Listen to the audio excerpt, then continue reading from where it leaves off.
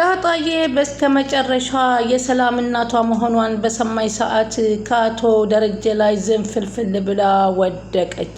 ያልጠበቀችው ነገር ሆነ። ምክንያቱም ከዛ በፊት በጣም ተጨናንቃ ነበር። በእርግጥ ከዚህ በፊት አቶ ደረጀን ስታገኝ ምንም አልደነገጠችም ብዙም፣ ምክንያቱም ብዙም ሰዓትና ጊዜ ስታስብበት አልቆየችምና በድንገት ሞገስ ጋር በመሄድ ነበረ አባቱ ይሆናል አይሆንም እያለች የተጠራጠረች ሂዳ እየገባችው። አሁን ግን የሰላምን ለብዙ ጊዜያት ያክል ለብዙ ሳምንታት ያክል ብዙ ጊዜ እየተቀጠረች ነገ ዛሬ እየተባለች ስለተራዘመ ውስጧ የተጎዳ ይመስላል። እና ይህንን ነገር አምና ለመቀበል በጣም ይከብዳታል። እንግዲህ በተለመደው መሰረት ወደ ሰላም ቤት ይዟት እየሄደ ያለ ምንድነው የሰላም ጎረቤት ናት እንዴ እያለች ብትጠይቃቸውም አይቀርምና ይዘዋት ገቡ። እናትሽ ያለችው እዚህ ነች። የታለች ታዲያ እናቴ? አውጧት። የታለች? ጎረቤትሽ ናት ሰላም። እባክሽ አባዬን ይዛት ሂድና እናቷ ጋር አገናኛት በይልኝ እያለች ሰላምን ትማጸናለች።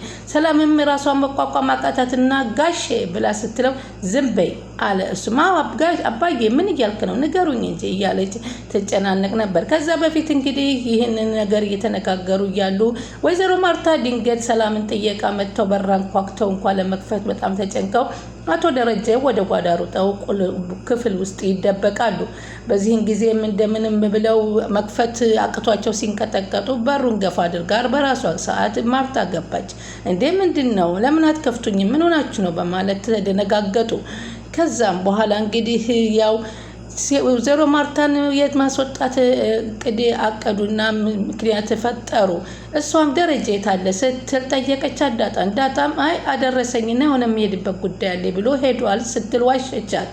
ከዛም በቃ ቁጭ ብለን እንጫወት ሲሏት አይ የልጁ የ3 ወር ክትባት አለና ክትባት ልናስከትብ ልንወጣ ስንል እኮ ነው አሁን የመጣሽው በማለት ይሸውዷታል። ከዛም በኋላ እንግዲህ አቶ ደረጀ በዛ መሰረት ሁላቸው ወጥተው ወደ ክትባቱ መሄዱ መስለው ወይዘሮ ማርታን ወደ ቤታቸው ከላኩ በኋላ አንድ ቢሮ ላይ ወሰዷትና ቁጭ አድርገው አባዬ ለምንድን ነው እና ሰላም ቤት ማየል ስትመጣ የተደነጋገጥከው? ለምንስ ነው ደግሞ እንድትሄድ ያደረግከው? ገላገላችሁኝ፣ እንዴት አድርጋችሁ አስወጣችኋ? ዛሬ ጉዴ ፈልቶብኝ ነበር በማለት ይናገራሉ። አንተ ግን እዛ ሰላም ቤት ታትሄድ ብላ እማዬ ትቆጣለች እንዴ? ምንድን ነው ሚስጥሩ አለችው። አንቺ የማታውቂው ብዙ ሚስጥር አለ አሏት ደረጀ።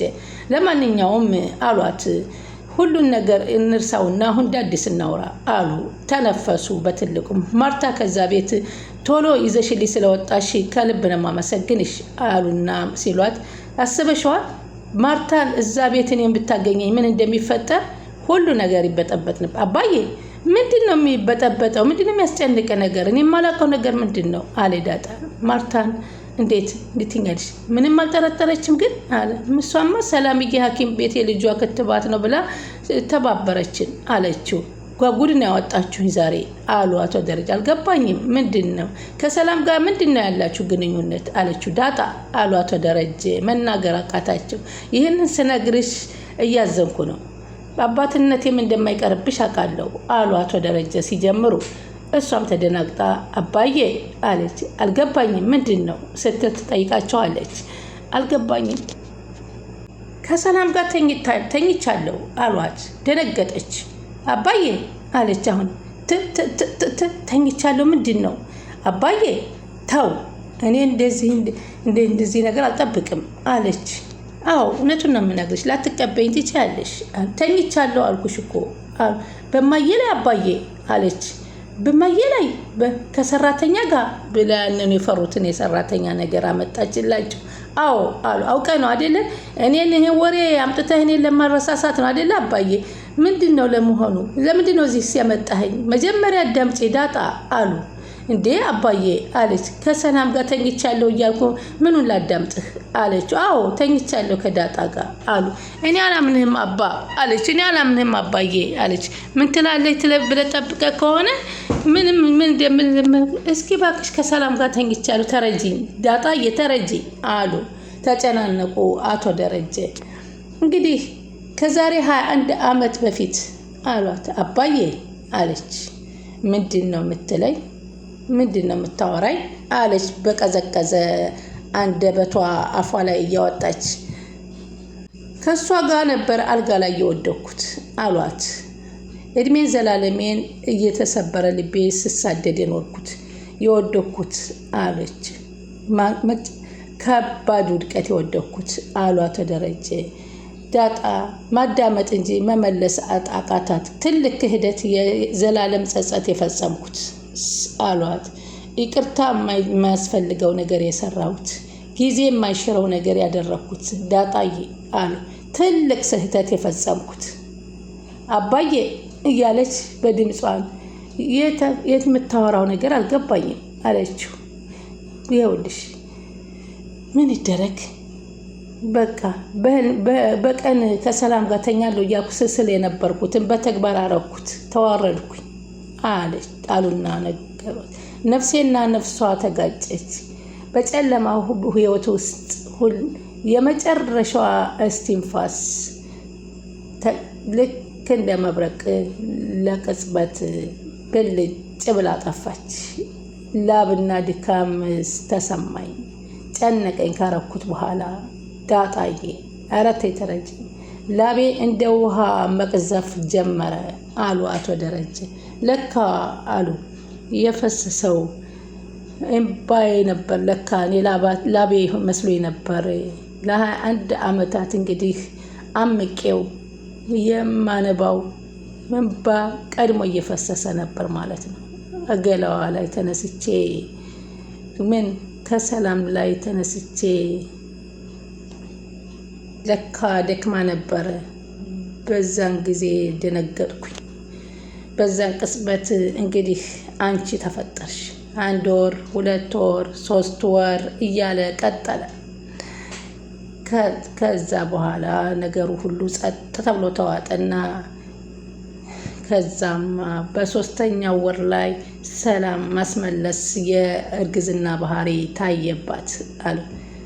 ግን ሰዳ ስትመረመር ነፍሰ ጡር ነሽ የሚባል ነገር ከዶክተሮች ሰማች ስትል እሷ ምንም ማዳመጡ አቅሟ አልችል ብሎ እየተንዘፈዘፈች ነበር ዳጣ። በቃ ሁሉ ነገር አደገና ከዚህ ደረሰ። በስከ መጨረሻ ማርታ በሰዓቱ ለ1 ዓመት ያክል ለትምህርት ውጭ ሀገር ሄዳ ነበረ ዳጣ አላት። ሰላም መውለዷን አታውቅም ነበር።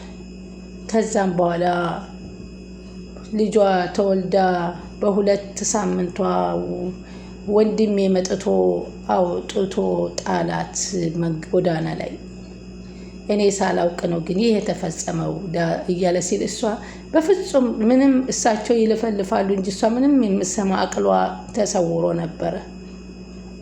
የዚህ ጊዜ በዛን ቀን የተጣልሽው አንቺ ነሽ ብለው ዘወር ቢሉ እናትሽ ሰላም ናት ብለው ሲሏት ምንም እያለች የማይቀረውን የመጨረሻ እስትንፋስ በቃል በአፏ ማውጣት እያቃጣት ከዛ በኋላ ተንዘፍዝፋ ስትወድቅባቸው አንስተው ወደ ሆስፒታል ወሰዷት። ከዛ በፊት እንግዲህ ሰላም ወደ ቻናል የተከታታይ ሰላማችሁ በያላችሁበት ይብዛ። ለቻናላችን አዲስ የሆናችሁ ሰብስክራይብ፣ ላይክ፣ ሼር እያደረጋችሁ አበረታቱን።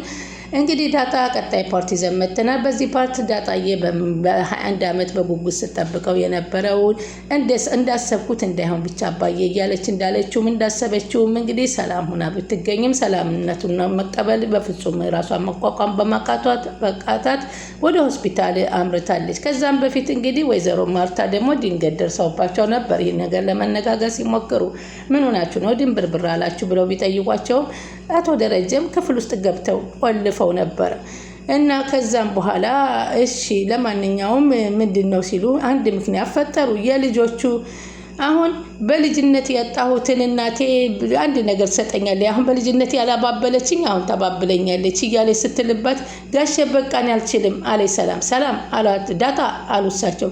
አንቺም ብኮኝ ተረጋጊ፣ ምን እየሆናችሁ ነው አሉ አቶ ደረጀ። አባዬ በቃ ተነሳ እንሂድ ተነሳ እያለች ብትወጥ ዳጣ አሉ መጀመሪያ ራስሽ ከእንደዚህ አይነቱ ነገር ላይ ውጪ። እናትሽን እኮ ልታገኝ እንጂ ልታለቅሽ ወይንም ልትሞች አይደለም የመጣሽ፣ ደስ ልትይ እንጂ ልታለቅሽ አይገባሽም። ተረጋጊ፣ 10 ጊዜ ተረጋጊ አባዬ አትበለኝ አለ ጋሼ። በቃ ንገራት አለ ሰላም። ውስጧ ተላወሰና የእናትነት እንትን አልሰማት አለ። ኧረ እባክህ ለምን ስለ እናትሽ ያለች እኮ እዚህ ነው። የት ናት ታዲያ እናቴ? ሰላም እያውጭልኝ ከአንቺ ጋር እየኖረች እናቴ ለምን አታወጫትም እያለ መረባበሽ ትጀምራለች። ከዛም በኋላ እንግዲህ ወይዘሮ ማርታም ነገሩ ግራ ገብቷቸው ወደ ቤት ይመለሳል። ከቤት እንግዲህ አብርጌድ ደግሞ እኔን ትወደኛለህ ወይ እኔን የወደድክልኝ ምክንያቱ ምንድነው ሲላት አቋምሽን ነው መወድልሽ አንድ ነገር ካልሽ እስከ ጥግ ድረስ በምትሄጂበት ነገር እወድልሻለሁኝ ግን ለምንድን ነው አንተ በፍቅር ማትወደኝ አለችው። አቋም ያላቸውን ሰዎች እወዳለሁ ካልክ ታዲያ እወዳለሁ እንጂ እኮ አፈቅርሻለሁ አላልኩሽም በማለት ይመልስ። ስለ ዳጣንስ በምን ነው የምትወዳት አለችው። እሱን አትጠይቂ ስለ ዳጣ አለ።